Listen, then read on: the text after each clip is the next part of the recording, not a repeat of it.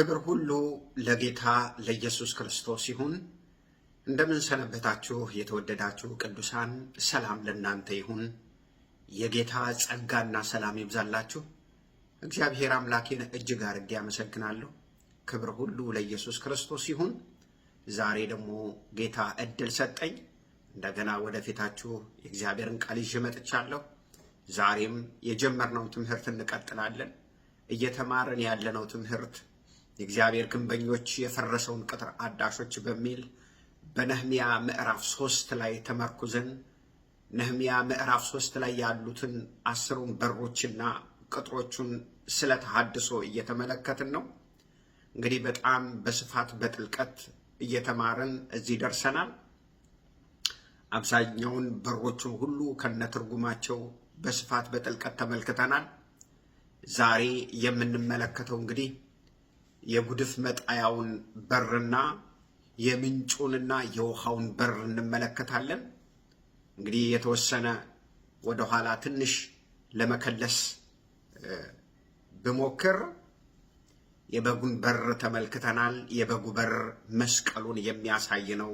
የጌታችን የኢየሱስ ክርስቶስን ሞቱን መስዋዕትነቱን የሚያሳይ ነው ብለን ተመልክተናል። የአሳው በር ደግሞ ጌታ ኢየሱስ ክርስቶስ ሐዋርያት አሳ በሚያጠምዱበት ጊዜ መረባችሁን ተዉና ሰውን አጥማጆች አድርጋችኋለሁ ብሎ እንደጠራቸው አሳ ማጥመድ ከነፍሳት ማጥመድ ጋር አብሮ እንደሚሄድ ሰው ወደ በጉ ከመጣ በኋላ ወደ ጌታ ወደ ኢየሱስ ክርስቶስ ከመጣ በኋላ የሆነለትን የተደረገለትን ስለ ክርስቶስ ኢየሱስ መመስከር እንዳለበት በስፋት በጥልቀት ተመልክተናል። ከዛ በኋላ ደግሞ አሮጌውን በር ተመለከትን። አሮጌው በር ደግሞ የሚያሳየው እግዚአብሔር ቃል ከተጻፈ 2000 ዓመት የሆነው የቆየ አሮጌ መጽሐፍ ነው። ነገር ግን የሚሰራ ጌታ የተመሰገነ ይሁን። የዕብራውያን ጸሐፊ እንደሚናገር የእግዚአብሔር ቃል ሕያው ነው፣ የሚሰራ ነው፣ ሁለት አፍ ካለው ስለታም ሰይፍ ይልቅ የተሳለ ነው፣ ነፍስንና መንፈስን ጅማትን ቅልጥምን የልብን ጉርጆ ሁሉ ይመረምራል እንዳለ ወገኖች፣ የእግዚአብሔር ቃል ስታዩት ከላይ አሮጌ ነው፣ ግን የማይሻር የማይለወጥ ሕያው የሆነ የእግዚአብሔር እስትንፋስ ነው ብለን በስፋት ተመልክተናል።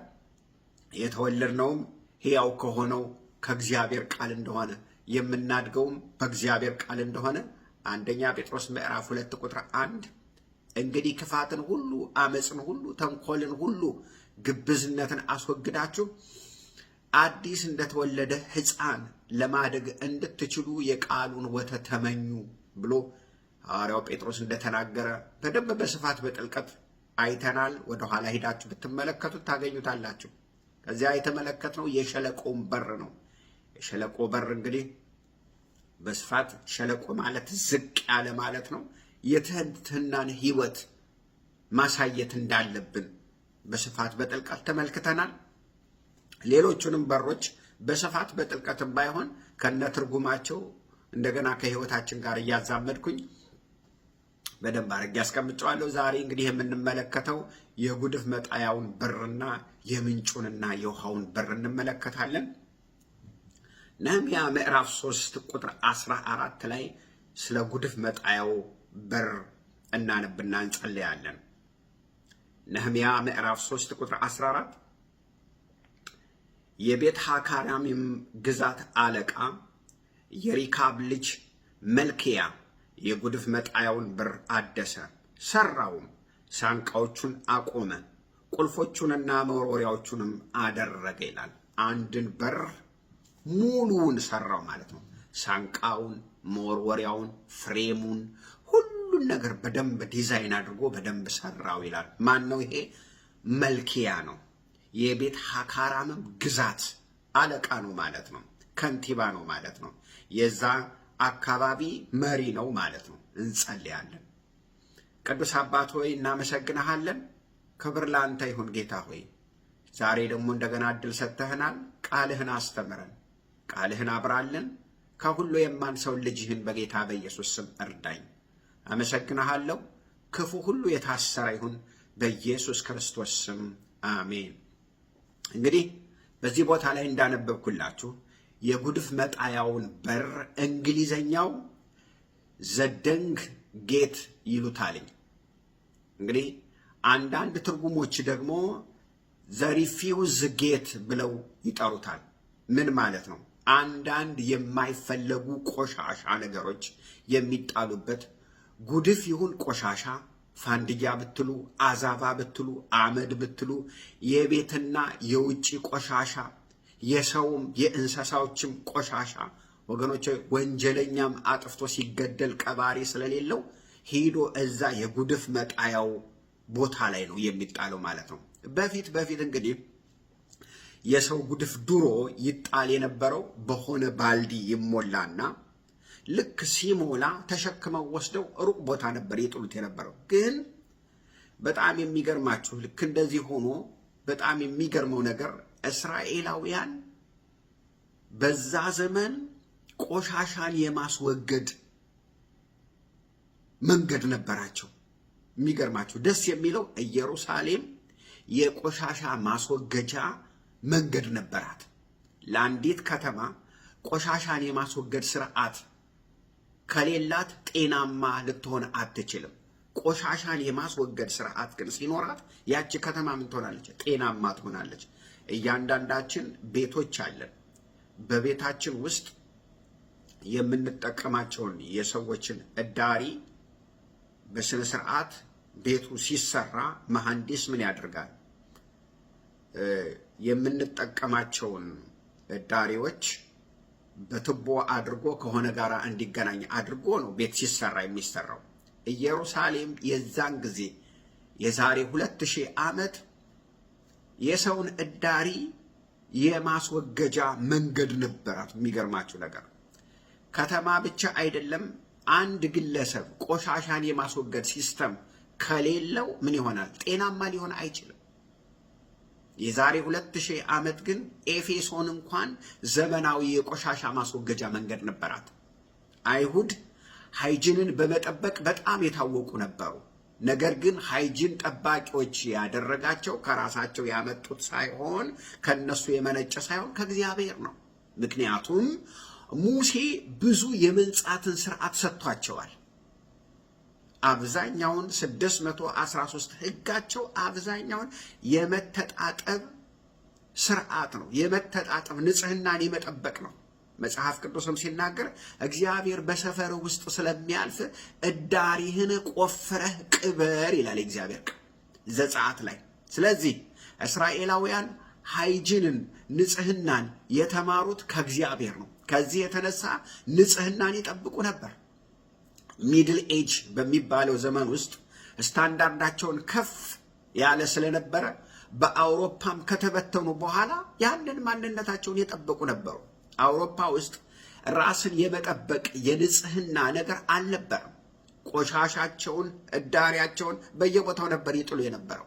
ከዚህ የተነሳ ወገኖች ሆይ አይጥ እየበዛ ሄደ።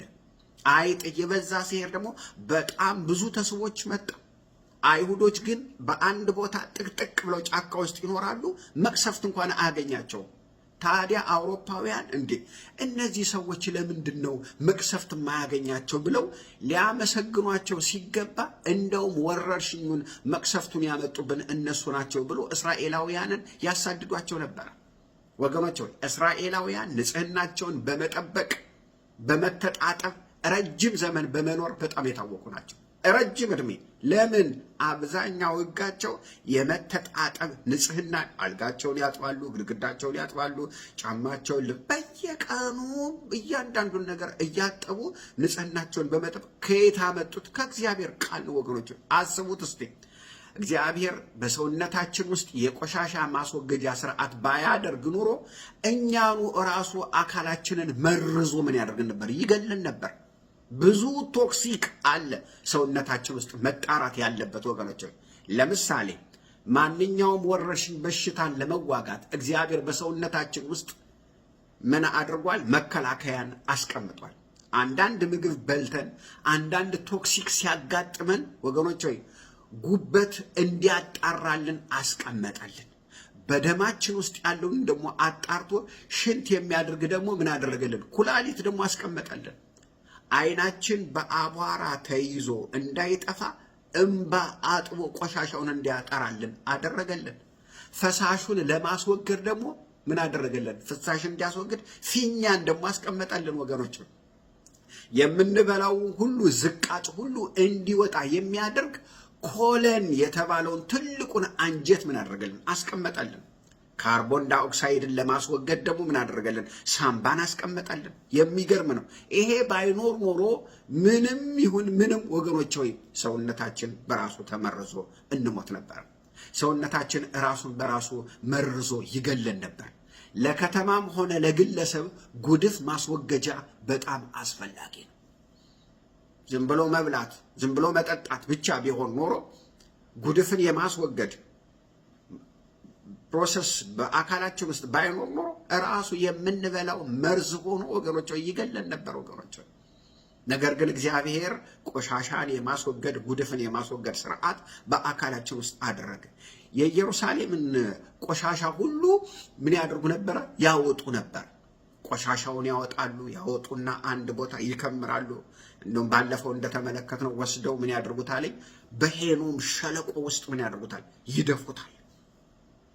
እዛ ያ ሸለቆ የቆሻሻ መጠራቀሚያ ነው። እዛ የቆሻሻው ቦታ ላይ ታዲያ ምን ይሆናል? እንግዲህ የማይጣል ቆሻሻ የለም።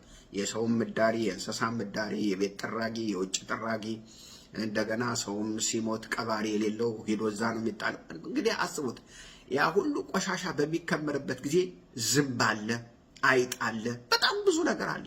ያንን ነገር ለማስወገድ ታዲያ እስራኤላውያን ምን ያደርጉ ነበር?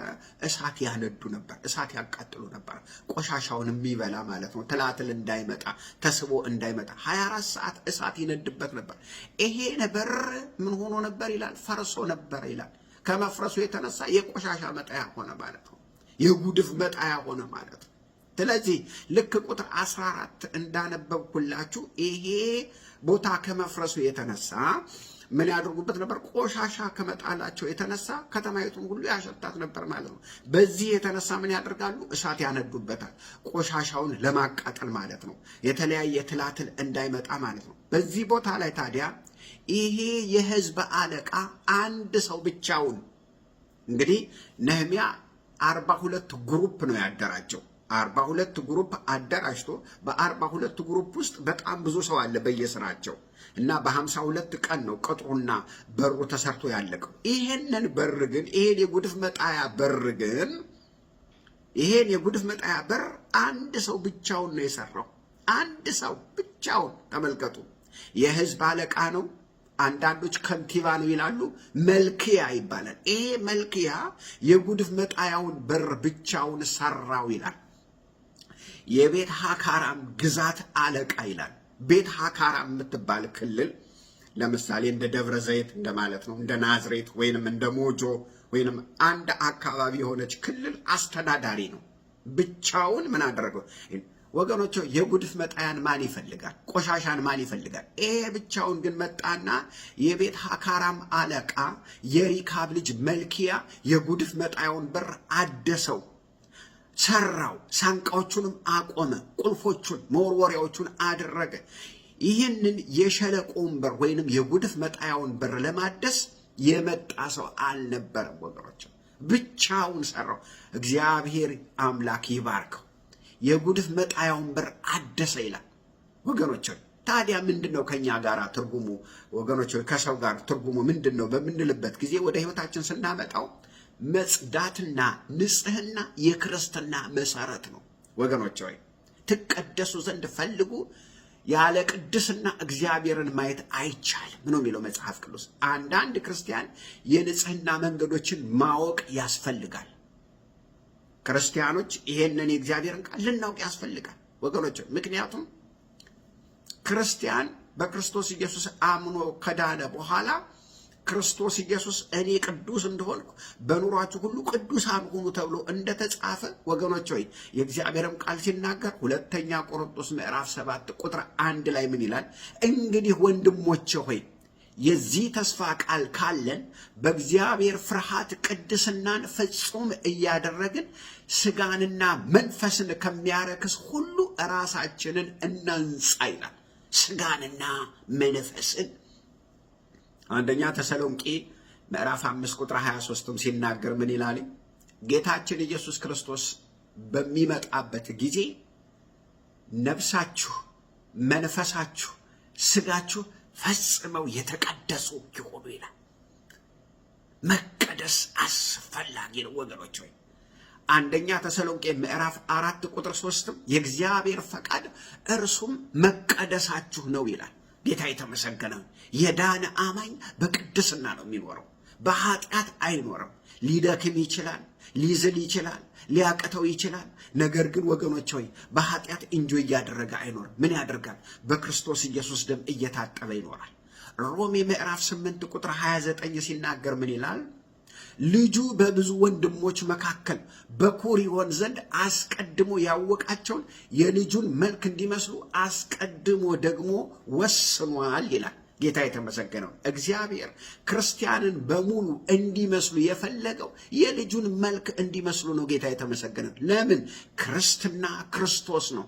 እርሱን እንድንመስል አድርጎ ነው እግዚአብሔር የፈጠረ። አንዲት ከተማ ግለሰብም ሆነ አንድ ከተማ ቆሻሻን የማስወገድ ስርዓት ሊኖራቸው ይገባል። ያ ከፈረሰ ወገኖች ሆይ ጤና የሚባል ነገር ሊኖር አይችልም። አንድ ጊዜ ሙሴ ለዛሬ ብቻ የሚሆናችሁን ልቀሙ መናውን አላቸው።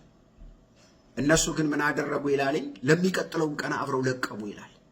ስለዚህ ለዛሬ በሉና የሚቀጥለውን ቀን ሲያስቀምጡ ምን ሆነ ይላልኝ? በፀሐይ ቀለጠ፣ ተላ፣ ከዛስ ሸተተ ይላል። ምን አለ ሙሴ? እግዚአብሔር የሚናገራችሁን አልሰማችሁም፣ ከተማውን አገማችሁት አላቸው ይላል። ወገኖች ሆይ መጽሐፍ ቅዱስ ሕይወት በምድር ላይ በተለያየ አይነት መንገድ ሊደክም ይችላል፣ ግን መጽጃ መንገድ አስቀምጧል። ልክ አንድ ከተማ ቆሻሻን የማስወገድ ስርዓት ከሌላት ከተማይቱ እንደምትመረዝ፣ ከተማይቱ እንደምትጠፋ፣ እንደምትሸት ሁሉ ሰውም ቆሻሻን እዳሪን የማስወገድ ስርዓት እግዚአብሔር አበጅቶለታል። ወገኖች ሆይ ከተማ ትጸዳለች። ሰው አካሉ በሚቆሽሽበት ጊዜ፣ ሰው አካሉ በሚበላሽበት ጊዜ በውሃ እንደሚጸዳ ሁሉ ወገኖች ሆይ አንድ ነገርም በህይወታችን በሚመጣበት ጊዜ የጌታችን የኢየሱስ ክርስቶስ ደግሞ ደም አለ። ጌታ የተመሰገነ። አንዲት ከተማ አንድ ግለሰብም ቆሻሻን የማስወገድ መንገድ ሊኖራቸው ያስፈልጋል። ጤናማ የሚባል ነገር እንዲኖር ወገኖች ሆይ ይህንን ስርዓት ያስፈልገናል። ስለዚህ ክርስቲያን ይህንን ስርዓት መጠበቅ አለበት። ቆሻሻን ማስወገድ፣ ቆሻሻን መጸዳዳት ያስፈልጋል። በዚህ ዓለም ስንኖር የሚነካኩን በጣም ብዙ ቆሻሻ ነገሮች አሉ። ምንም ሊነካኝ አይችልም ልንል አንችልም። ወገኖች ሆይ ጽዳት ያስፈልጋል። ጽዳት ከሌለ የሚሆነው ነገር ምንድን ነው በምንልበት ጊዜ አንደኛ ጽዳት ከሌለ ቆሻሻ ሞትን ያመጣል። ምክንያቱም ልናለቅስበት ንስሐ ልንገባ የሚገባን ሆኖ ሳለ አንድን ነገር ደብቀን እያሸበሸብን ከያዝነው ይሄ በር ፈርሷል ማለት ነው። ቆሻሻ በየጊዜው በየሳምንቱ ከቤታችን ካላወጣ ነው ምን ያደርጋል? ይጠራቀማል። ቆሻሻ እየተጠራቀመ ከሄደ ደግሞ ካላስወገድ ነው ምን እናደርገዋለን? ህይወታችንን ይጎዳዋል፣ ህይወታችንን ያጠፋዋል። እየቆሸሽን እንኖራለን ማለት ነው። ስለዚህ ከረከሱ አይቀር በደንብ መርከስ ነው የሚሉት ብሄል አለ፣ ክፉ ብሄል። ወገኖች ሆይ ሰው እየቆሸሸ ሲሄድ ራሱ ሰውነቱ እየተመረዘ ይሄዳል። ዝም ብለው የማይታጠቡ ሰዎችን ተመልከቷቸው፣ ያስታውቃሉ። ፀጉራቸውን፣ ፊታቸውን፣ ልብሳቸውን ተመልከቱ ወገኖች ሆይ ያ ምን ያደርጋል? ተስቦ ያመጣባቸዋል። እኛም ደግሞ መንፈሳዊ ህይወታችን በሚቆሽሽበት ጊዜ ለዛ መጽሐፍ ቅዱስ ምን አስቀምጦልናል? ስርዓት አስቀምጦልናል። ሁለተኛ ቆሻሻ እየተጠራቀመ ከሄደ መሽተት ይጀምራል። ሰውነታችንን የማንታጠብ ከሆነ መሽተት እንጀምራለን። የአንዳንድ ሰው አፍ አይታችሁት ከሆነ አፉ ይሸታል፣ ብብቱ ይሸታል፣ ጫማው ይሸታል። አያስቀርቡም ወገኖች፣ ምክንያቱም ንጽህና ያስፈልጋል። ሶስተኛ ቆሻሻ መሽተት ከጀመረ የማይፈለግ ነገር ይጠራብናል።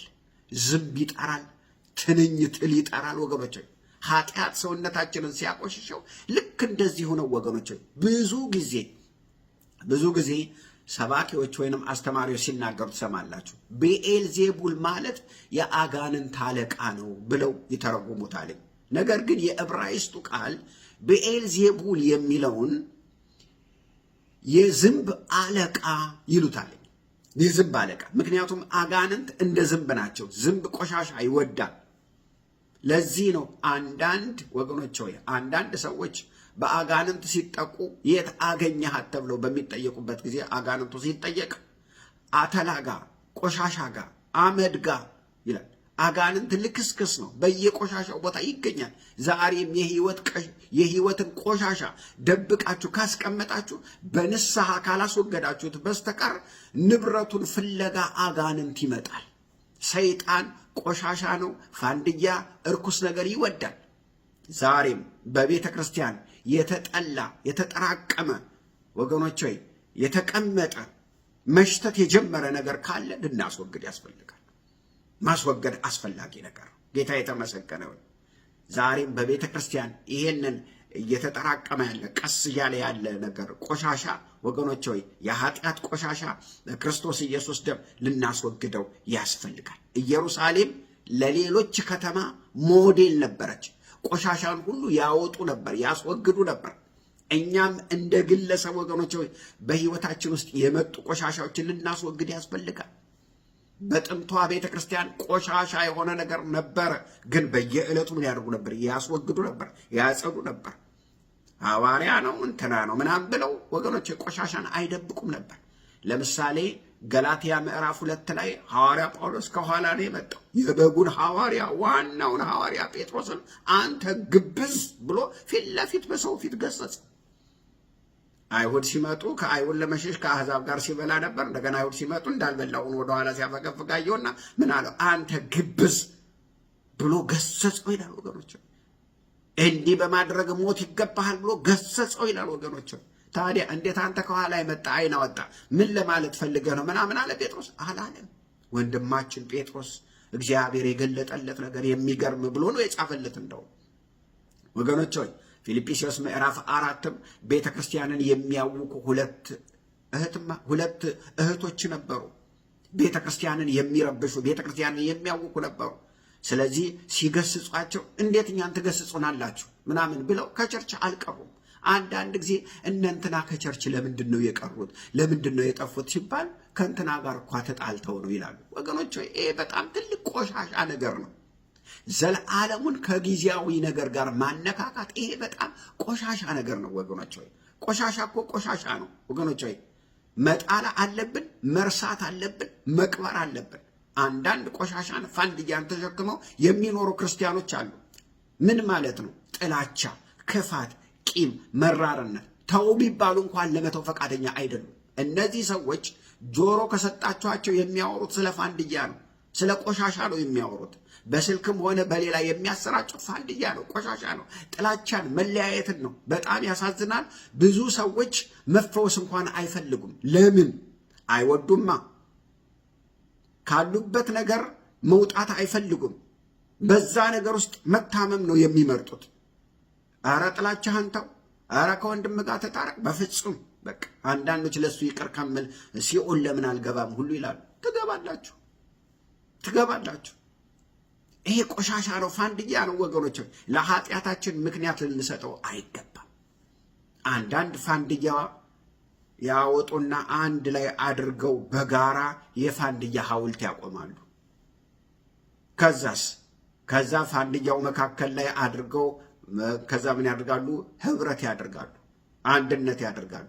የፋንድያ ህብረት፣ የጥላቻ ህብረት፣ የቂም ህብረት፣ የግድያ ህብረት፣ ሌላውን ወንድማቸውን እህታቸውን የመግፋት ህብረት ወገኖች። ብዙዎች የጌታን ቃል ማሰላሰል ሲገባቸው ፋንድያ ያሰላስላሉ። ጥላቻ፣ ሐሜት፣ መግፋት ያሰላስላሉ ወገኖች። ፈጽሞ ቁጭ ብለው ቁስላቸውን፣ ጉዳታቸውን፣ የተበደሉትን ቁጭ ብለው ያሰላስላሉ። እንትና እንዲህ አድርጎኝ፣ እንትና እንደዚህ አድርገኝ፣ እንትና እንዲህ አድርጎኝ፣ እሱንማ ምናምን እያሉ ወገኖች፣ ይሄ ቆሻሻ ነው፣ ፋንድያ ነው ወገኖች። መጣል አለበት። አንዳንዶቹ 20 ዓመት ቆሻሻቸውን ተሸክመው ይኖራሉ። የ20 ዓመት ቂም፣ የ20 ዓመት ጥላቻ ወገኖች ተሸክመው ይኖራሉ። አንዳንዶቹ 10 ዓመት፣ አንዳንዶቹ 5 ዓመት፣ አንዳንዶቹ 3 ዓመት ጥላቻን፣ ቂምን አዝለው ተቀምጠው ይኖራሉ። ሰውየው እዛ ነው ያለው። የቤት ኪራይ ሳይከፍል ተሸክመውት 20 ዓመት ይኖራሉ። እንዲህ አድርጉኝ እንዲሰርቱኝ እያሉ እየታመሙ፣ በዛ ምክንያት ጨጓራቸውን እየታመሙ፣ ጉበታቸውን እየታመሙ፣ ስኳር እየታመሙ ወገኖች፣ ግፊት እየታመሙ ተሸክመው። ይሄ እኮ ቆሻሻ እኮ ነው ወገኖች። እግዚአብሔር የእውነተኛውን ቆሻሻ የማስወገድ ስርዓት አስቀምጦልን፣ ነገር ግን የኃጢአት ቆሻሻ ተሸክመን እንኖራለን ወገኖች። ይሄ በጣም ቆሻሻ ነገር ነው። ኢየሩሳሌም የቆሻሻ ማስወገጃ ወገኖች በር እንዳላት ሁሉ ክርስቲያንም የቆሻሻ ማስወገጃ መንገድ ሊኖረው ያስፈልጋል። ማስወገጃ መንገዱንም ደግሞ ጌታ አስቀምጦልናል በቃሉ። ትልቅ ምንጭ አለ፣ የምናውቀው ምንጭ። እሱ ምንድን ነው? መጽሐፍ ቅዱስ ሲናገር ማንም ኃጢአት የለብኝም ቢል ራሱን ያስታል፣ ውሸተኛም ነው ይላል። ኃጢአት የለብኝም ማለት የሚችለው ጌታ ኢየሱስ ክርስቶስ ብቻ ነው። እኛማ ሰዎች ነን፣ ደካሞች ነን፣ እናጠፋለን፣ እንሳሳታለን፣ እንወድቃለን። የዕብራውያን ጸሐፊ ምዕራፍ 12 ቁጥር 1 ላይ እንደሚናገር ቶሎ ቶሎ የሚከበንን የኃጢአትን ሸክም አስወግደን ይላል። ቶሎ ቶሎ በየደቂቃው በየሰከንዱ ይዘናል። ታዲያ ምን እናደርጋለን ወገኖች? የጌታችን የኢየሱስ ክርስቶስ ክቡር ደም አለ። የጌታችን ደም ያጥበናል ወገኖች አለ። የክርስቶስ ኢየሱስ ደም ያነጻናል። ኢየሱስ ክርስቶስ ጠበቃችን ነው። ጌታ ይመስገን። አንደኛ ዮሐንስ ምዕራፍ 1፣ አንደኛ ዮሐንስ ምዕራፍ 2 የልጁ የኢየሱስ ክርስቶስ ክቡር ደም ከኃጢአት ሁሉ ያነጻል ይላል። ወገኖች ሆይ ንስሐ እንግባ፣ ወደ ጌታ እንምጣ፣ ቆሻሻችንን እናስወግድ። ለምን? የዘመናት ፋንድያ ተሸክመን እንቀመጣለን። እየቆየ ሲሄድ ራሱ መርዞ ምን ያደርገናል? ይገለናል። ዛሬም እጋብዛችኋለሁ በጌታ በኢየሱስ ክርስቶስ ክቡር ደም ታጠቡ ወገኖች ሆይ። ያላመናችሁ ወደ ክርስቶስ ኢየሱስ የጌታ ኢየሱስ ክርስቶስ ክቡር ደም ዛሬም ትኩስ ነው፣ ያጸዳል ወገኖች ሆይ፣ ያነጻል። ዳዊት እንደተናገረ መዝሙረ ዳዊት 50 ላይ ንስሐ ሲገባ ምን አለ? እጠበኝ ከበረዶ ይልቅ ነጭ እሆናለሁ ይላል። የብሉይ ኪዳን እንስሳ ወገኖች በሚታረድበት ጊዜ ኃጢአትን ይሸፍናል። ነገር ግን የጌታችን የኢየሱስ ክርስቶስ ክቡር ደም ግን ይሸፍናል ሳይሆን ፍጹም አድርጎ ያጸዳል። ጌታ የተመሰገነው። ስለዚህ ይሄ የጉድፍ መጣያ በር ወገኖች ሰው ሁሉ ቆሻሻውን እየወሰደ እንደሚጥል ሁሉ፣ እስራኤላውያንን በእሳት አቃጥለው እንደሚያጠፉት ሁሉ፣ ንጽህናቸውን ይጠብቁ እንደነበረ ሁሉ እኛም ወገኖች ሆይ በክርስቶስ ኢየሱስ ደም እየታጠብን ልንኖር ያስፈልጋል። ቆሻሻን ተሸክመን ልንኖር አያስፈልግም። ጥላቻን፣ ክፋትን፣ አመፅን ወገኖች ሌላም ነገር ወገኖች ተሸክመን ልንኖር አያስፈልግም። ለምን? ኃጢአት ገዳይ ነው። ሮሜ ምዕራፍ 6 ቁጥር 23 የኃጢአት ደሞዝ ሞት ነው ይላል። እያንዳንዱ ደሞዝ አለው። ነገር ግን ይላል ደግሞ በጽድቅ ለሚኖሩ ደግሞ የዘላለም ሕይወት አላቸው ይላል። ጌታ ይመስገን። በክርስቶስ አምነው በጽድቅ ሲኖሩ እግዚአብሔር ደሞዛቸው ምን አድርገው? የዘላለምን ሕይወት፣ የክርስቶስን ሕይወት። ጌታ የተመሰገነው። የሚቀጥለውን በር የምናየው ምዕራፍ 3 ቁጥር 15 እና 26 ያለውን ቃል አነባለሁ። ተመልከቱ። የምጽባም ግዛት አለቃ፣ ይሄም አለቃ ነው፣ የኮልሐዜ ልጅ ሰሎም የምንጩን በር አደሰ፣ ሰራውም፣ ከደነውም፣ ሳንቃዎቹን አቆመ፣ ቁልፎቹን መወርወሪያዎቹንም አደረገ። ከዳዊት ከተማ እስከሚወርደው ደረጃ ድረስ በንጉሡ አትክልት አጠገብ ያለውን የሸላን መዋኛ ቅጥር ሰራ። ቁጥር 26 ናታኒም ማለት እኛ በእንግሊዝኛው ሃውስ ኪፒንግ ወይንም ቸርችን የሚያጸዱ የማጽዳት አገልግሎት ያላቸው ማለት ናቸው። እነዚህ ደግሞ በኦፌል በውሃው በር አንጻር በምስራቅ በኩል ወጥቶ በቆመው ግንብ አጠገብ እስካለው ስፍራ ድረስ ተቀመጡ ይላል። እንግዲህ አንደኛው የምጽባ አለቃ የተባለው ሰሉም ምንን ሰራ? የምንጩን በር ሰራ ይላል። ናታኒም ደግሞ ይሄ ምኑን ሰራ? የውሃውን በር ሰራ ይላል። ሙሉውን፣ ፍሬሙን፣ መወርወሪያውን፣ ቁልፉን እያንዳንዱን በደንብ አድርጎ ከነሳንቀው አቆመ ይላል። እንግዲህ በጣም የሚገርማችሁ ነገር እነዚህ ሁለት በሮች በኢየሩሳሌም ከተማ ከከተማው ምስራቅ ደቡብ በኩል ነው የሚገኙት። እነዚህ የምንጩ በርና የውሃው በር እስካሁን የተማርናቸው በሮች ከሰሜን ጀምሮ ወደ ደቡብ ነው የመጡትኝ። እስካሁን ያየናቸው በሮች በተለይ በምዕራብ በኩል ያየነው በር የጉድፍ መጣያውንና የሸለቆውን በር አይተናል።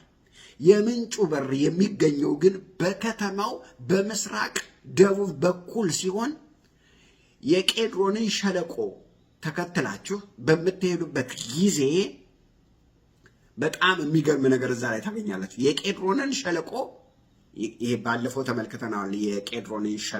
የቄድሮን ሸለቆና የሄኖምን ሸለቆ በስፋት ተመልክተናል። ወደ ኋላ ሄዳችሁ ብትመለከቱ የቄድሮንን ሸለቆ ወገኖች ሆይ ለዚህ በር በጣም ቅርብ ነው።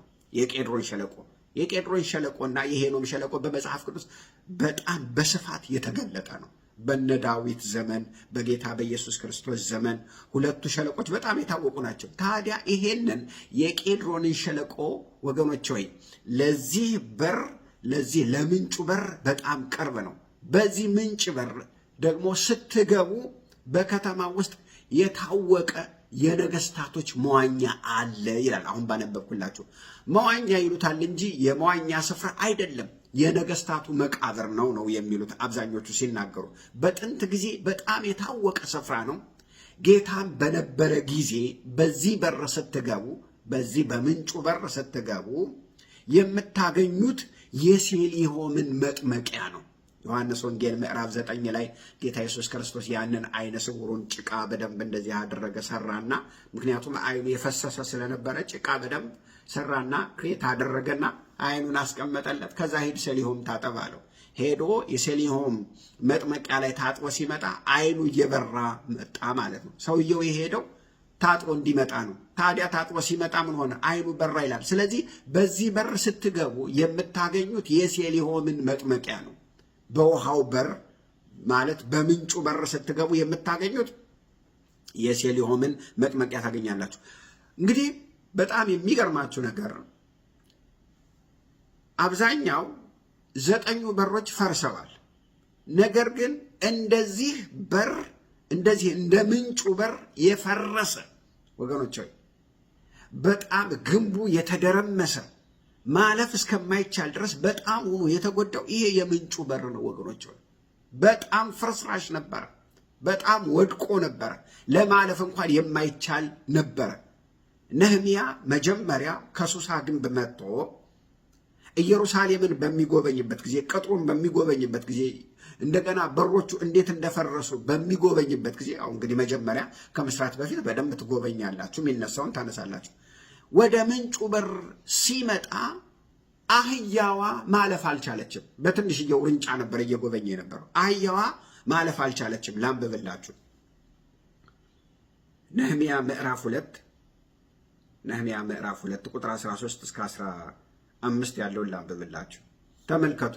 በጣም ፈርሶ ነበር። ይሄ የምንጩ በር በጣም ፈርሶ ነበር።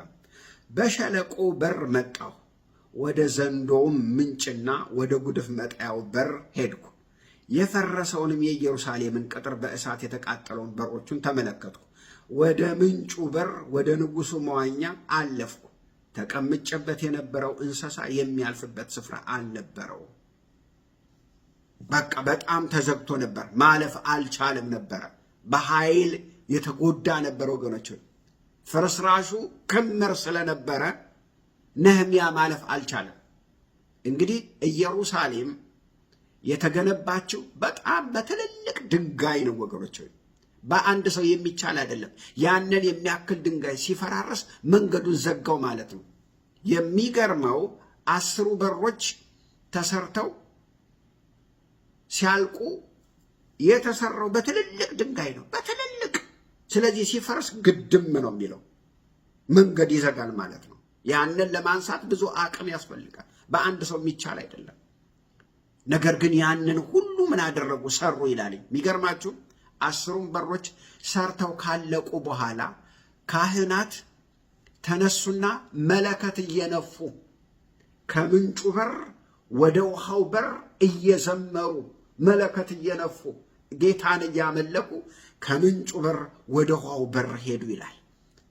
ነህምያ ምዕራፍ 12 ቁጥር 35 ላንብብላችሁ እንዴት የደስታ በዓል እንዳደረጉ። 12 ቁጥር 35 ላንብብላችሁ። መለከትም ይዘው ከካህናቱ ልጆች አያሌዎች የአሳፍ ልጆች የዘኩር ልጅ የሚልኪያ ልጅ የመታንያ ልጅ የሸማያ ልጅ የዮናታ ልጅ ዘካርያስ ወንድሞቹም ሸማያ፣ ኢዚኤል፣ ሚላሌል፣ ጊላሌል፣ ማአይ፣ ናትናኤል፣ ይሁዳ፣ አናኒ የእግዚአብሔርን ሰው ዳዊት የዜማን ዕቃ ይዘው ሄዱ። ጸሐፊውም ዕዝራ በፊታቸው ነበረ። በምንጩም በር አቅንተው ሄዱ። በዳዊትም ከተማ ደረጃ በቅጥር መውጫ ከዳዊት ቤት ከላይ እስከ ውሃው በር ድረስ በምስራቅ በኩል ሄዱ ይላል። ከምንጩ በር ተነስተው እየዘመሩ እልል እያሉ ተሰርቶ ሲያልቅ መለከት እየነፉ ወገኖች ሆይ እልል እያሉ እያመሰገኑ እየዘመሩ ከምንጩ በር ወደ ውሃው በር ሄዱ ይላል። የእግዚአብሔር ግንበኛ ያደሰው በተለይ ሰሎም የተባለው ይሄንን የምንጩን በር የሰራው እሱ ነው ይላል። ይሄ ሰሎም ምን አደረገ? የምንጩን በር ሰራ ይላል። አሁን በምንጩ በር ስትወጡ በኢየሩሳሌም ዋናና አስፈላጊ ነገር ታገኛላችሁ። በዚህ በምንጩ በር ልክ በሩን ከፍታችሁ ስትወጡ ለኢየሩሳሌም በጣም ዋናና አስፈላጊ የሆነ ነገር ታገኛላችሁ። እርሱም የጊዮን ምንጭ ዘፍጥረት ምዕራፍ 1 ላይ እናገኘዋለን። የጊዮን አራቱ ወንዞች እየዘረዘረ በሚናገርበት ጊዜ አንደኛው የጊዮን ወንዝ ነው። ታዲያ ልክ ይሄንን የምንጩን በር ክፍት አድርጋችሁ ስትወጡ የጊዮንን ምንጭ ታገኛላችሁ። ይሄ የጊዮን ምንጭ የኢየሩሳሌም ብቸኛ ምንጯ ነው፣ ሌላ የላትም። ለዚህ ነው ብቸኛ የተባለው። ምንጩ ይመነጫል፣ ይሄዳል፣ በከተማ ውስጥ ያልፋል። የሚያስገርመው ሌሎች ምንጮች በሚደርቁበት ጊዜ፣ ሌሎች ምንጮች በአካባቢው በሚደርቁበት ጊዜ ይሄ ምንጭ ግን ወገኖች አይደርቅም፣ ያጠጣቸዋል፣ ያረሳቸዋል። ሌሎች እልም ብሎ በሚደርቁበት ጊዜ አንዳንድ ምንጮች የሆነ ጊዜ ይጠፋሉ፣ የሆነ ጊዜ ይመጣሉ። ገጠራ አይታችሁ ከሆነ ይሄ ግን የጊዮን ምንጭ ግን የማይጠፋ ነበር፣ የማይደርቅ ነበር። ወገኖች ሆይ የምንጩ በር የውሃውን አካባቢ ምን ያጠጣ ነበረ። እዛ አካባቢ ያሉትን ሁሉ ብቸኛ ሆኖ ያጠጣ ነበር። ግን ውሃ ወገኖች ሆይ ውሃን መጽሐፍ ቅዱስ በተለያየ አይነት መንገድ አድርጎ አስቀምጦልናል። የምንጩን በር እንግዲህ በስፋት እንመለከተዋለን ወደኋላ። ግን ውሃ ስለምን እንደሚናገር መጽሐፍ ቅዱስ ስለ 4 ነገር አስቀምጦልናል። ውሃን መጽሐፍ ቅዱስ በ4 አይነት መልክ አድርጎ አስቀምጦልናል። መልሳችንን እዛ እናገኘዋለን። አንደኛ ውሃን በሚጠጣ መልክ ሲያስቀምጥልን መጽሐፍ ቅዱስ ስለ መንፈስ ቅዱስ ነው። በምንጭ መልክ በሚጠጣ መልክ ሲያስቀምጥልን ምን አድርጎልናል? የሚገርማችሁ ነገር በመንፈስ ቅዱስ ምሳሌ አድርጎ አስቀምጦልናል። ለምን? የእግዚአብሔር ቃል ውሃ ሰው ጠጥቶ ልክ እርክት እንደሚል መንፈስ ቅዱስም የሰውን ሕይወት ምን ያደርጋል? ያረካል። ሁለንተናን የሚያረካ እንደሆነ መጽሐፍ ቅዱስ ላይ ተቀምጧል። ዮሐንስ ወንጌል ምዕራፍ 7 ቁጥር 37 እስከ 39 እስራኤላውያን እንግዲህ 7 የሚገራርሙ በዓላቶች አሉ። ከሰባቱ በዓል የመጨረሻው ስኮት ወይንም የዳስ በዓል በሚባልበት በዓል ትልቅ በዓል ነው። ለ7 ቀን የሚከበር ነው። ጌታችን ኢየሱስ ክርስቶስ በዚያ በዓል ላይ ተገኘና በማለቂያው ላይ ምን አለ? ማንም የተጠማ ቢኖር ይምጣና ወደ እኔ ይጠጣ ብሎ በኃይል ጮኸ። ይሄንን ውሃ የሚጠጣ የሕይወት ውሃ ወንዝ ከሆዱ ይፈልቃል ብሎ ጮኸ። ቁጥር 39 ሲተረጉመው ምን አለ? ውሃውን ሲተረጉመው ይሄንን ግን በእርሱ የሚያምኑ ሊቀበሉት ስላላቸው ስለ መንፈስ ቅዱስ ተናገረ ይላል። ስለ መንፈስ ቅዱስ ገና መንፈስ ቅዱስ መጥቶ ስለሚያጠጣቸው ከኢየሱስ ክርስቶስ በኋላ ስለሚመጣው ስለ መንፈስ ቅዱስ ተናገረ ይላል። ምክንያቱም ኢየሱስ ገና ስላልከበረ መንፈስ ቅዱስ አልወረደም ነበረ ይላል። መቼ ነው መንፈስ ቅዱስ የወረደው? ጌታችን ሞቶ ተነስቶ ከዛስ አርጎ ከዛስ ከማረጉ በፊት 40 ቀን ለሐዋርያት እየተገለጠ የእግዚአብሔርን መንግስት አስተማራቸው ይላል። የሐዋርያት ሥራ ምዕራፍ 1 ስታነቡ ሞተ፣ ተነሳ 40 ቀን ከዚያስ እግዚአብሔርን መንግስት አስተማራቸውና ከዚያ አረጎ እዛ 10 ቀን ከቆየ በኋላ ምድር ላይ 40 ከዛ ሰማይ ላይ ደግሞ ከአባቱ ጋር 10 ቀን አንድ ላይ 50 ቀን በሚሆን ጊዜ የሐዋርያት ሥራ ምዕራፍ 2 በባለ 50 ይላል አይደል? 50 የሚለው ይሄንን ነው። ከዚያስ በ50ኛው ቀን መንፈስ ቅዱስ ወረደ። ሐዋርያትን ምን አደረጋቸው? አጠጣቸው በመንፈስ ቅዱስ ወገኖች። ስለዚህ የሚጠጣ ወገኖች ሆይ የሚያርስ የመንፈስ ቅዱስ ኃይል በሐዋርያት ላይ ወረደ ማለት ነው። ስለዚህ ውሃን በመጠጣት መልክ መንፈስ ቅዱስን መሞላት እንደሆነ መጽሐፍ ቅዱስ አስቀመጠልን። ሁለተኛ ውሃን ደግሞ በመጸዳዳት መልክ በመተጣጠብ መልክ መጽሐፍ ቅዱስ ምን ይላልኝ? ውሃ የእግዚአብሔር ቃል ነው ይላል፣ ያጥባል ይላል። ዮሐንስ ወንጌል ምዕራፍ 15 ቁጥር 3 እናንተ ስለሰማችሁት ቃል ንጹሐን ናችሁ፣ ታጥባችኋል። በሰማችሁት ቃል ምን ብላችኋል? ታጥባችኋል ይላል። ጌታ የተመሰገነ። ኤፌሶን ምዕራፍ 5 ቁጥር 26ም ክርስቶስ ቤተ ክርስቲያንን በውሃ መታጠብና ከቃሉ ጋር አንጽቶ እንዲቀድሳት ለእርሱ ለራሱ ምን አድርጓታል ይላል? ወስኗታል፣ አስቀምጧታል ይላል። አሁን ቤተ ክርስቲያንን በቃሉና በመንፈስ ቅዱስ ምን እያደረጋት ነው? እያጠባት ነው። ሙሽራ ናት፣ ለባሏ እያዘጋጃት ነው ይላል። የእግዚአብሔር ቃል ያጥባል። ጌታ የተመሰገነ ይሁን። ያጥባል፣ ያነጻል፣ ይቀድሳል። ጌታ ይመስገን። አያችሁት? የሚናገረው እሱ ነው። ሶስተኛ ውሃን በብዛት መልክ ደግሞ እንደ ባህር እንደ ውቅያኖስ መጽሐፍ ቅዱስ በብዛት ሲያስቀምጠው ደግሞ ሕዝብ ነው ይላል። ውሃ በባህር መልክ ከሆነ ደግሞ ሕዝብ ነው ይላል። ራእይ ምዕራፍ 13 ቁጥር 1 ስታዩት ሐሰተኛው ክርስቶስ ከባህር ወጣ ይላል። ከባህር ከሕዝብ መካከል ወጣ ማለት ነው። ሰው ነው ወገኖች። ስለዚህ ከሕዝብ መካከል ነው የሚወጣው እና ሕዝብን ባህር ብሎ አስቀምጦታል። እሱ ብቻ አይደለም፣ በሌላ ቦታ ደግሞ አሕዛብ እንደሚንቀሳቀስ ባህር ናቸው ተብሎ ተጽፏል። ጌታ የተመሰገነ። አራተኛ ውሃን በጎርፍ መልክ ሲሆን ደግሞ ስለ ፍርድ ነው የሚናገረው። ምክንያቱም ጎርፍ መጥቶ ጠራርጎ ስለፈረደባቸው መጽሐፍ ቅዱስ ይናገራል። ዘፍጥረት ምዕራፍ 6 ቁጥር 8 የጥፋት ውሃ ዘነበ፣ ምድርንም ጠራርጎ ምን አደረጋት ይላል? አጠፋት ይላል። ስለዚህ ውሃን መጽሐፍ ቅዱስ በአራት መልክ አድርጎ ነው ያስቀምጠልን። ስለዚህ በሚጠጣ መልክ ሲያስቀምጥልን የምንጩ በር የሚናገረው ስለ መንፈስ ቅዱስ ሙላት ነው። ጌታ የተመሰገነው። መንፈስ ቅዱስ በአማኞች ሕይወት ውስጥ ብዙ ስራ አለው። መንፈስ ቅዱስ መጥቶ ሙልት ብቻ አርጎን ሳይሆን የሚቀመጠው ወገኖች ሆይ ልክ የጊዮን ምንጭ ሳያቋረጥ በከተማው በድርቅ ጊዜ ሳያቋረጥ ከተማይቱን ያረሰርስ እንደነበረ መንፈስ ቅዱስ በክርስቶስ ኢየሱስ ያመኑትን ሁሉ የሚያረስ የሚያረካ ነው። ጌታ የተመሰገነ። አንድ ሰው የበጎች በር ጋር ከደረሰ ከዚያስ መስቀሉ ጋር ከመጣ ከዳነ ማለት ነው። ጌታ ይመስገን። በነገራችን ላይ ደህንነት ያለ መንፈስ ቅዱስ አይሆንም። የሚያድንም የሚገስጽም የሚያጽናናም ወገኖች ማን ነው? መንፈስ ቅዱስ ነው። ዮሐንስ ወንጌል ምዕራፍ 16 ስታነቡ እሱ ነው። ያጽናናል፣ ይገስጻል፣ ይመክራል ይላል። ጌታ ይመስገን። ዳግም መወለድ ያለ መንፈስ ቅዱስ አይሆንም ወገኖች። የአብ ብቻ አይደለም፣ የወልድ ብቻ አይደለም ወገኖች ሆይ መንፈስ ቅዱስ በደህንነታችን ውስጥ አለ። እሱ ሲረዳ ብቻ ነው መዳን የሚቻለው። ዳግም መወለድ የሁለት ነገር ውጤት ነው። የቃሉና የመንፈስ ቅዱስ ውጤት ነው ወገኖች ሆይ። ከመንፈስ ቅዱስ ውጪ ዳግም መወለድ አይቻልም። ስለዚህ በጉጋ የደረሰ ሰው፣ ደህንነትን ያገኘ ሰው፣ በክርስቶስ ኢየሱስ ያመነ ሰው፣ በመስቀሉ ያመነ ሰው ከዛስ ወደ አሳው በር ይመጣል። ከዚያስ ወደ አሳው በር ደግሞ ሲመጣ ጌታ ያደረገለትን ይናገራል ማለት ነው።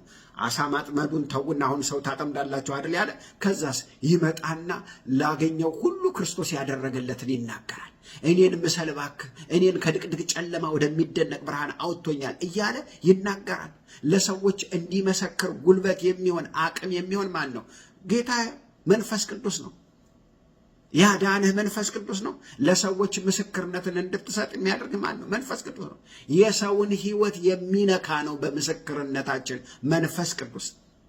አሮጌው በር ላይ ከዚያስ አሮጌው በር ላይ ደግሞ ይመጣል። አሮጌው በር ደግሞ የእግዚአብሔር ቃል ነው። ጌታ የተመሰገነውን የማይሻር የማይለወጥ ዘመናት ያስቆጠረ ቢሆንም ዛሬም የሚሰራ መሆኑን ይመጣና ያ የዳነ ሰው ያ ስለ ክርስቶስ ኢየሱስ የሚመሰክር ሰው ደግሞ ቁጭ ብሎ በአሮጌው በር የእግዚአብሔርን ቃል ይማራል። እንዲማር የሚያደርገው እንዲረዳ ቃሉን እንዲገባው የሚያደርገው ማለት መንፈስ ቅዱስ። ከዛስ ወዴት ይመጣል? ወደ ሸለቆ በር ይመጣል። ሸለቆ ደግሞ ምንድን ነው የሚያሳየው? ዝቅታ። የእግዚአብሔርን ቃል እየተማረ በሄደ ቁጥር ዝቅ እያለ ሀምብል እየሆነ ቆሻሻውን ከላዩ ላይ እያስወገደ ይሄዳል ማለት ነው። ከዛ በኋላ ወዴት ይመጣል? በክርስትና ዋና ልንለማመደው የሚያስፈልገው መንፈስ ቅዱስ ነው ወገኖች። በመንፈስ ቅዱስ መሞላት አለበት፣ መጠመቅ አለበት። መንፈስ ቅዱስ ጋር ስንመጣ ወገኖች ምን ያደርገናል? መንፈስ ቅዱስ ራሱ ወስዶ የክርስቶስ አካል ያደርገናል። ጌታ የተመሰገነ። እሱን ነው የሚለው የክርስቶስ አካል አንድ ነው። ሮሜ ምዕራፍ 12ም ብዙዎች ስንሆን አንድ አካል ነን ይላል። በጣም ብዙ ነን፣ ትክክል ነው። እኔ ሌላ ነኝ፣ እንትና ሌላ ነው። በዓለም ላይ ስንት ሚሊዮን ክርስቲያኖች አሉ? ብዙዎች ነን፣ ግን አንድ አካል ነን ይላል። የክርስቶስ አንድ አካል ነን ይላል። ጌታ ይመስገን። የክርስቶስ አንድ አካል ያደርገናል። ጳውሎስም ሲናገር መንፈስ ቅዱስ ወርዶ ይላልኝ መንፈስ ቅዱስ ይመጣና ወስዶ ምን ያደርገናል ይላል? ከክርስቶስ ብልት ጋር አንድ አካል እንድንሆን አጥምቆናል ይላል። ተጠመቅ ነው፣ ወሰደና ከክርስቶስ አካል ጋር አንድ አደረገን። ጌታ የተመሰገነን። ክብር ለኢየሱስ። የክርስቶስ የአካሉ ክፍል አደረገን። የዳነው ሁሉ መንፈስ ቅዱስ አለው። ዮሐንስ ወንጌል ምዕራፍ 16 የሚናገረው እሱን ነው። እኔን የሚወድ አባቴን ይወዳል፣ አባቴን ሲወድ እኔና አባቴ መንፈስ ቅዱስ መጥተን በእርሱ ውስጥ መኖሪያ እናደርጋለን ይላል። የዳነ ሰው መንፈስ ቅዱስ አለው። መንፈስ ቅዱስ መሞላት ሌላ ነገር ነው ወገኖች፣ ሌላ ልምምድ ነው ወገኖች። ከዳናችሁ በኋላ መንፈስ ቅዱስ አለ። መንፈስ ቅዱስ ግን በአካል በሚታይ መልክ ደግሞ መጥቶ ምን ያደርጋል? እላያችሁ ላይ ደግሞ መጥቶ ምን ያደርጋል? ይረባል፣ ያርፋል ወገኖች። በሐዋርያት ላይ እኮ መንፈስ ቅዱስን እፍ ብሎ ሰጥቷቸዋል። ኋላ ግን ደግሞ የሐዋርያት ሥራ ምዕራፍ 2 ላይ ደግሞ በኃይል በእሳት መልክ ሆኖ መጣ ይላል። የዳነው ሁሉ የሚያስፈልገው ነገር መንፈስ ቅዱስን መሞላት ነው። በመንፈስ ቅዱስ ተሞልተው በመንፈስ ቅዱስ የሚሰጠውን የጸጋን ስጦታ መለማመድ አስፈላጊ ነገር ነው። ባለንበት ልክ እንደ ረጋ ውሃ መቆም የለብንም። ያን ጊዜ ነው ኃይልን መቀበል የምንችለው። ጌታ የተመሰገነ። ያን ጊዜ ነው ወገኖች ሆይ በእግዚአብሔር ቤት ዋና ሰራተኛ የምንሆነው። ሐዋርያት አስቀድመው ድነዋል። የዳኑት በጴንጤቆስጤ ቀን አይደለም። አስቀድመው እንደዳኑ መጽሐፍ ቅዱሳችን ይናገራል። ስማቸው በሕይወት መጽሐፍ እንደተጻፈ ወንጌላትን በምታነቡበት ጊዜ በስፋት በደንብ አድርጎ አስቀምጦታል። ነገር ግን ዮሐንስ ወንጌል ምዕራፍ 20 ቁጥር 22 ጌታ መጣና ሰላም ለእናንተ ይሁን ብሎ እፍ አለባቸው፣ መንፈስ ቅዱስን ተቀበሉ ይላል። ያን ጊዜ ታዲያ ኃይል ወረደባቸው? አልወረደባቸውም። የሐዋርያት ሥራ ምዕራፍ 1 ላይ ለእስራኤል መንግስትን መቼ ነው የምትመልሰው ብለው ሲጠይቁ እንመለከታለን። ምዕራፍ 2 ላይ ግን በእሳት መልክ በኃይል ወረደባቸው። ዓይናቸው በራ። መያዝ እስከሚያቅት ድረስ በኃይልና በስልጣን ወንጌልን መመስከር ጀመሩ። ስለዚህ ማንም ሰው ሲድን ጌታን ሲቀበል መንፈስ ቅዱስ ወደ ልቡ ይገባል። ጌታ የተመሰገነ። እፍ እንዳለባቸው ጌታ እፍ ብሎ መንፈስ ቅዱስን ይሰጠናል። የሥላሴ ማደሪያ እንሆናለን። ነገር ግን በሚታይ መልክ ልክ እንደ ሐዋርያት ሥራ የመንፈስ ቅዱስ ሙላት ግን ያስፈልገናል። እሱን ነው ምንጩም የሚናገረው።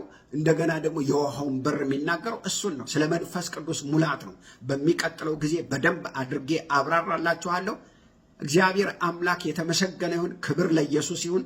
ወገኖች ሆይ ዛሬ የመንፈስ ቅዱስ እርዳታ ያስፈልገናል። መንፈስ ቅዱስ እባክህን እርዳኝ። እነዛን ፈሪዎችን፣ እነዛን ደፋር ያልሆኑትን ስጋ የሚያስፈልጋቸውን ነገር መንግስት እያሉ ሀገር እያሉ ዘር እያሉ ወገኖች ሆይ ያንን የሚጠይቁትን ሐዋርያትን የለወጠ ያ በአባቶቻችን ላይ የወረደ የእግዚአብሔር መንፈስ ሊያገኘን ያስፈልጋል ወገኖች። ህይወት የሚለወጠው እንደዛ ሲሆን ነው። በእግዚአብሔር መንፈስ መጠመቅ አለብን። እግዚአብሔር አምላክ የተመሰገነ ይሁን። ክብር ሁሉ ለጌታ ለኢየሱስ ክርስቶስ ይሁን። በሚቀጥለው ጊዜ በደንብ አድርጌ አብራራላችኋለሁ። እግዚአብሔር ይባርካችሁ። ዘመናችሁ የተባረከ ይሁን። እወዳችኋለሁ። ለሌላው ሰው ሁሉ ሼር አድርጉልኝ። እንጸልያለን። እግዚአብሔር አምላካችን ሆይ እናመሰግንሃለን። ስምህ የተባረከ ይሁን። ስምህ የተመሰገነ ይሁን። ስምህ የተቀደሰ ይሁን። እግዚአብሔር ሆይ ስለ ረዳኸኝ አመሰግንሃለሁ።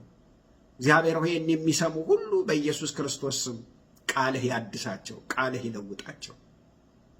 እግዚአብሔር ሆይ ይሄ ቃል በዓለም ሁሉ ይሰማ፣ በጌታ በኢየሱስ ክርስቶስ ስም አሜን።